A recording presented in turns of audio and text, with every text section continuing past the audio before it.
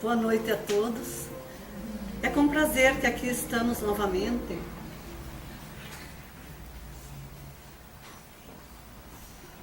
para discorrer sobre o Livro dos Espíritos.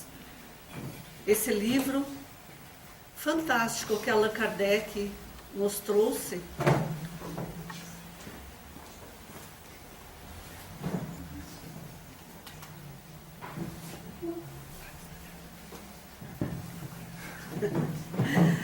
a tecnologia às vezes nos prega umas peças.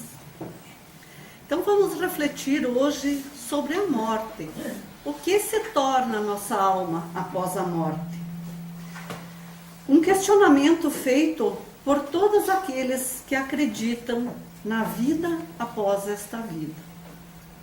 Quando falamos em morte, nos referimos unicamente à morte do corpo físico, porque nossa alma imortal apenas muda de roupagem, descarta essa massa grosseira, o corpo, que a reveste, para retornar ao seu estado normal de espírito, revestida apenas com o perispírito, que é um envoltório fluídico e etéreo. E Leon Denis, um escritor e divulgador da doutrina espírita, nos diz: o homem é um ser complexo.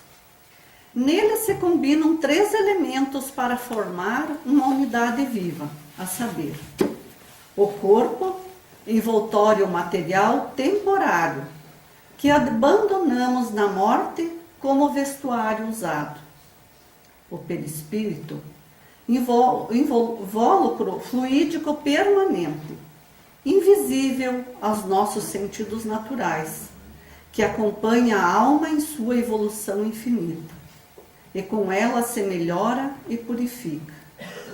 E a alma, princípio inteligente, centro da força, foco da consciência e da personalidade.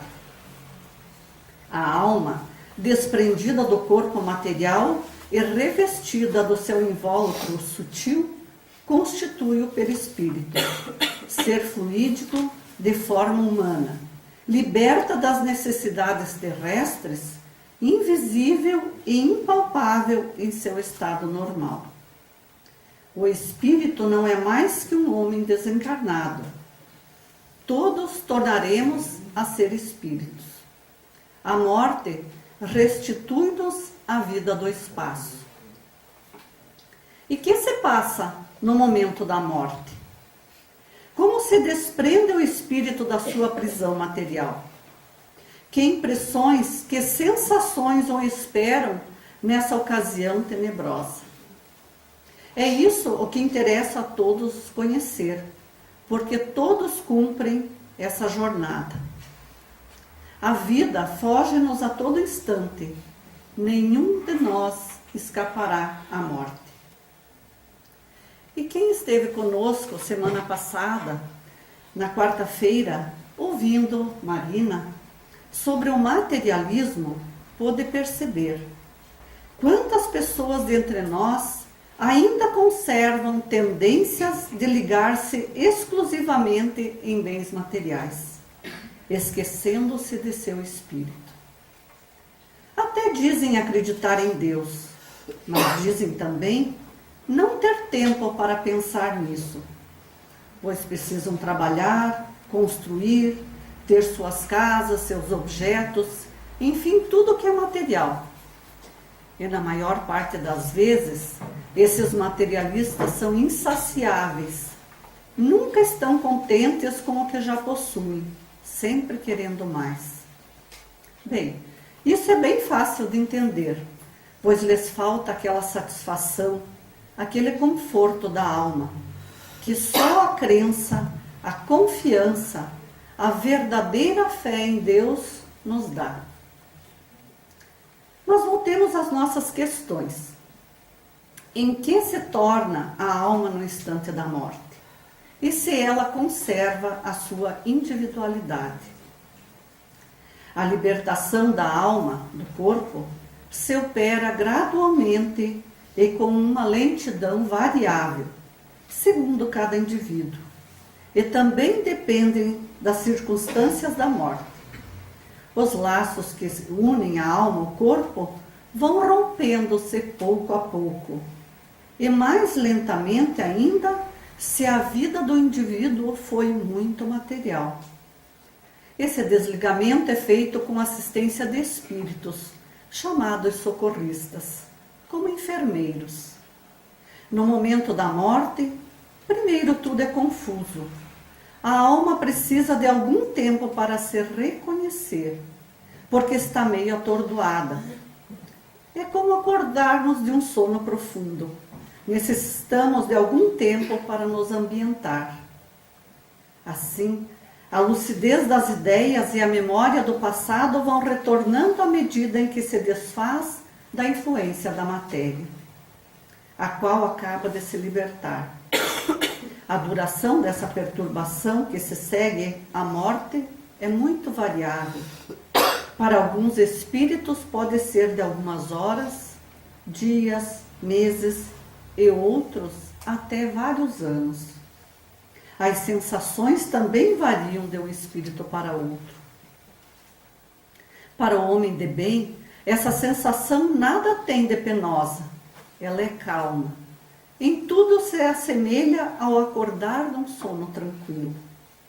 A sensação que poderíamos chamar física é a de um grande alívio e imenso bem-estar. Sente-se como que livre de um fardo, livre de pesadas correntes que o prendiam.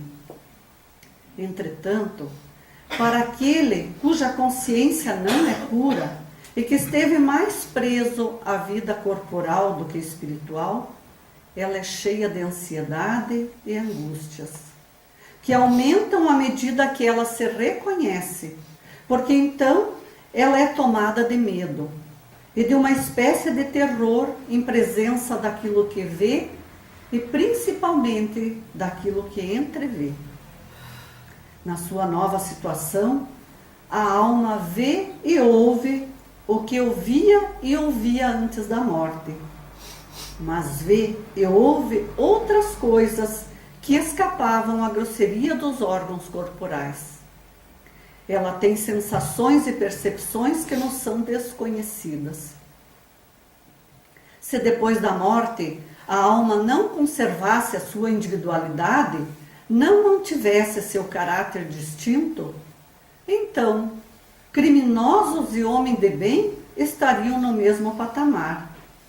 Onde estaria o incentivo para o cultivo do espírito nas tarefas do bem? Para onde vamos, então, quando morremos? O primeiro ponto que devemos considerar é que depois da morte, nossa individualidade continua existindo. Continuamos com a nossa mesma personalidade, nossos conceitos, preconceitos, gostos, qualidades e defeitos, conhecimento e inteligência. Assim, hoje vemos muitas crianças prodígios que falam, a mídia comenta muito como crianças tão pequenas têm atitudes que não têm explicação.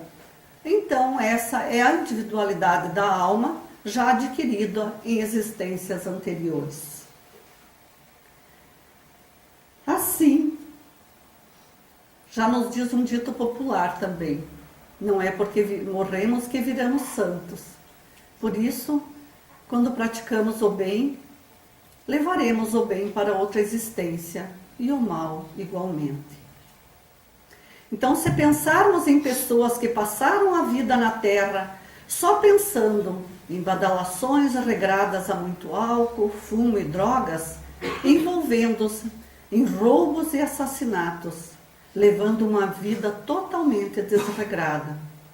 Ao morrer, essa pessoa continua sendo a mesma. E é natural que ela procure a companhia de espíritos com os mesmos gostos e que no plano espiritual continuam cultivando todos esses prazeres.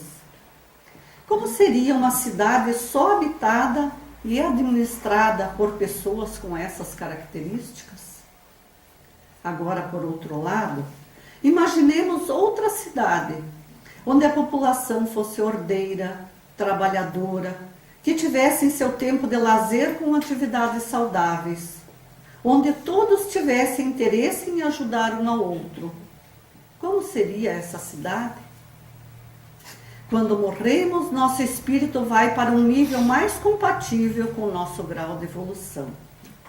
Na Terra, convivemos com todos os tipos de espíritos, pois aqui é a escola, é onde temos a oportunidade do aprimoramento. Já no plano espiritual, existe uma natural separação dos espíritos, com base em seu nível de perfeição.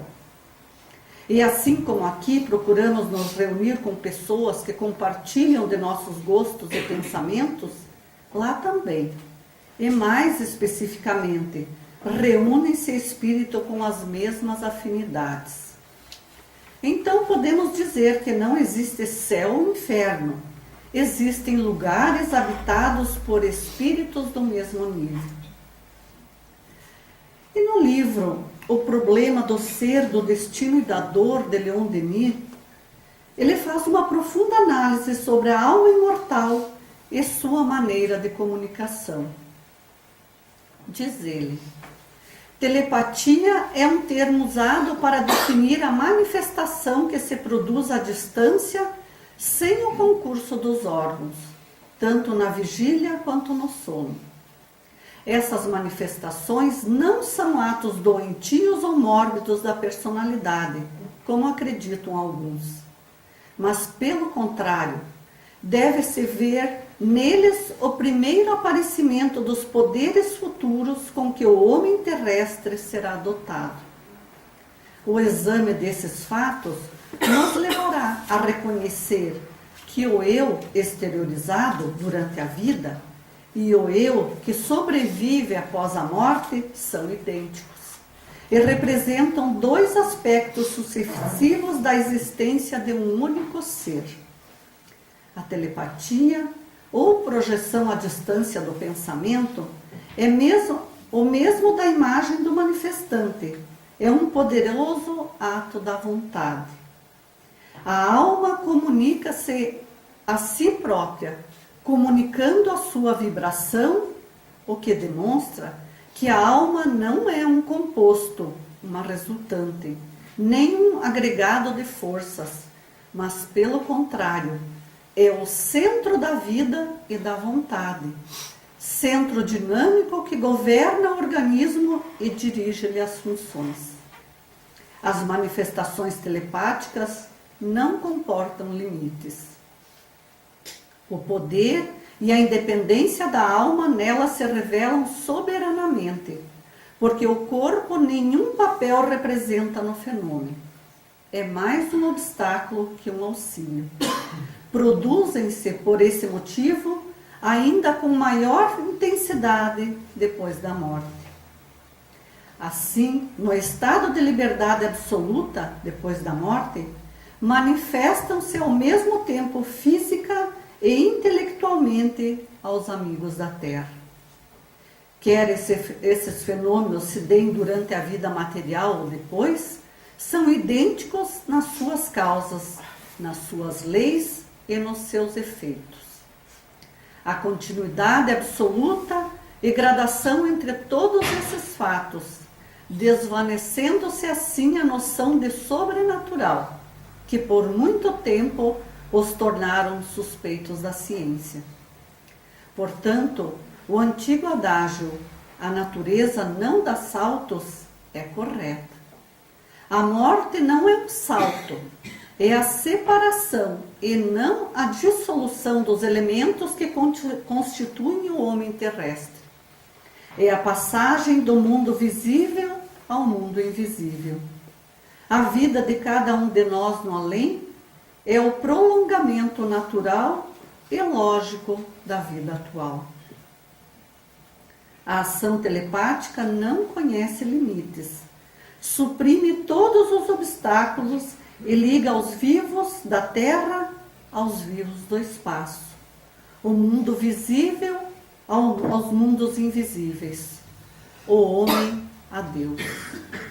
O fenômeno que na Terra se chama telepatia não é outra coisa senão o processo de comunicação entre todos os seres pensantes da vida superior. E a oração é uma das suas formas mais poderosas, uma das suas aplicações mais elevadas e mais puras. E aqui temos uma história contada por Herculano Pires, também divulgador do Espiritismo.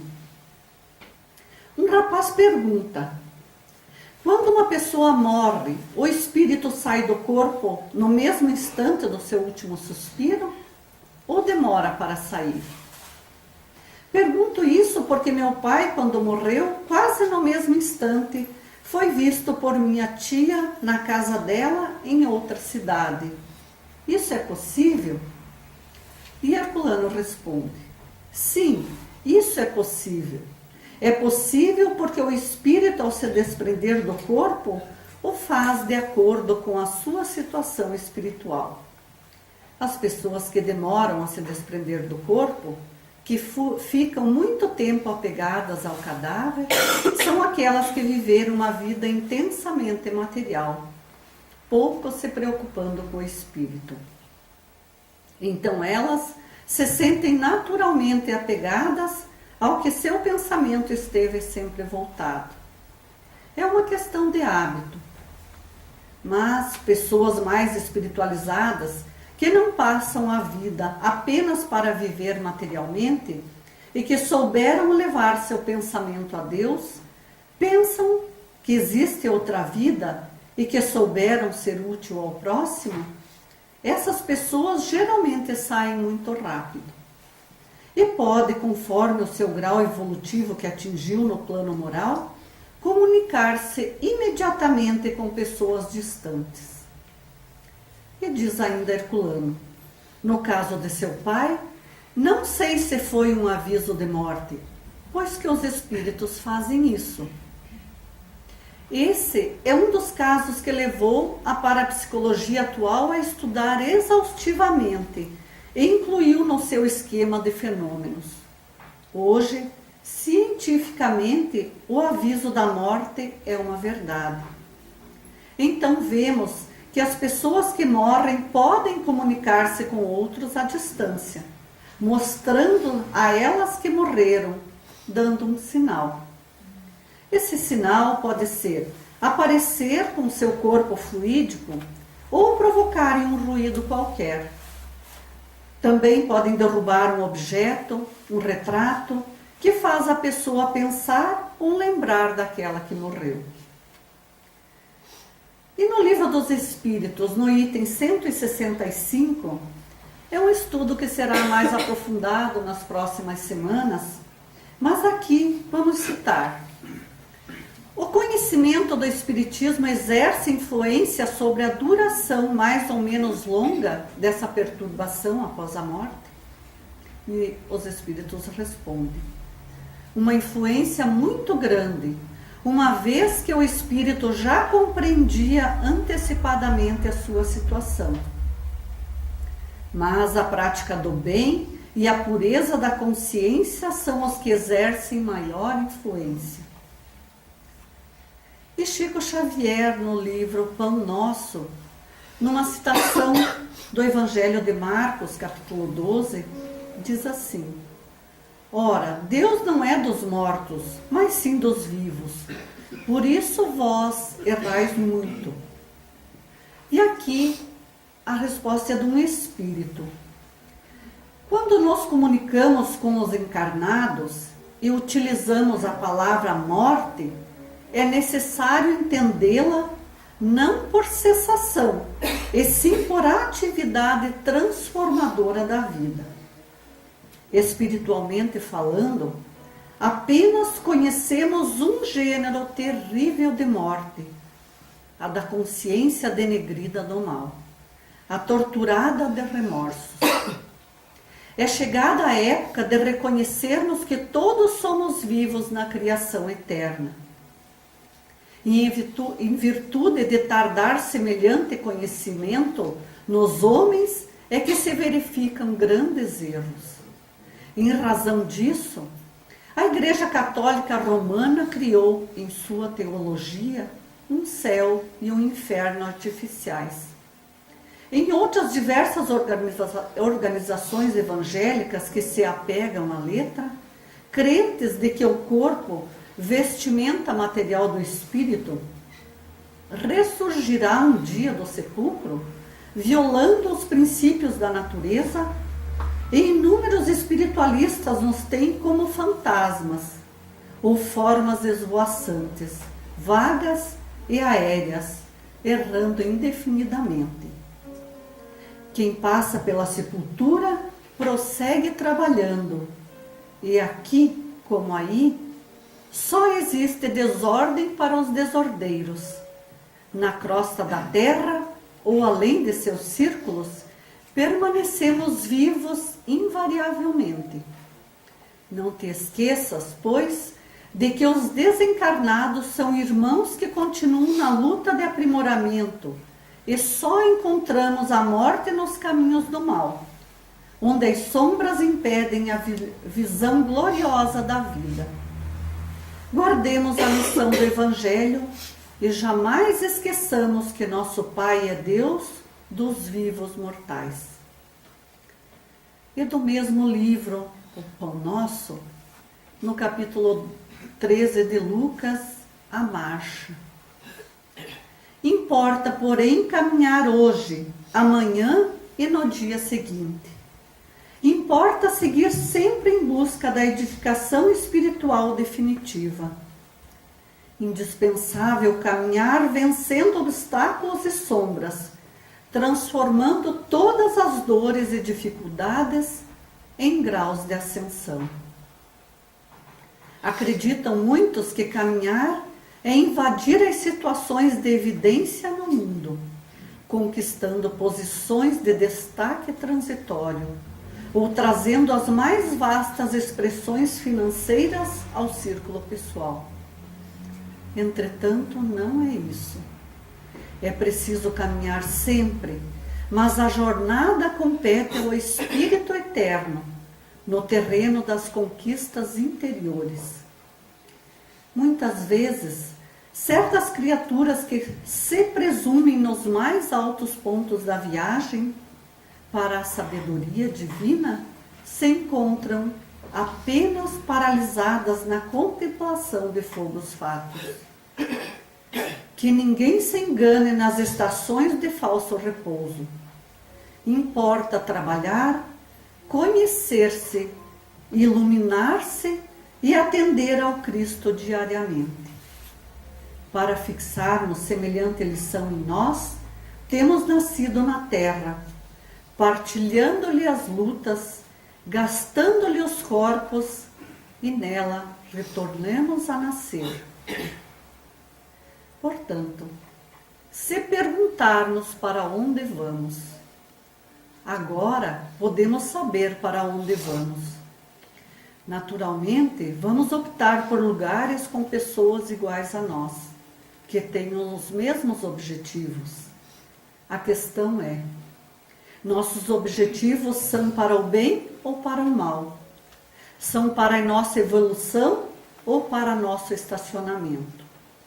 Pois quem escolhe estacionar, naturalmente fica estacionado, e isso gera sofrimento.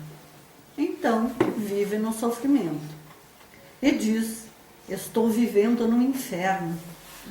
Mas se optarmos por evoluir e melhorar, sempre podemos contar com a ajuda dos espíritos mais evoluídos, que sentirão grande prazer em ajudar.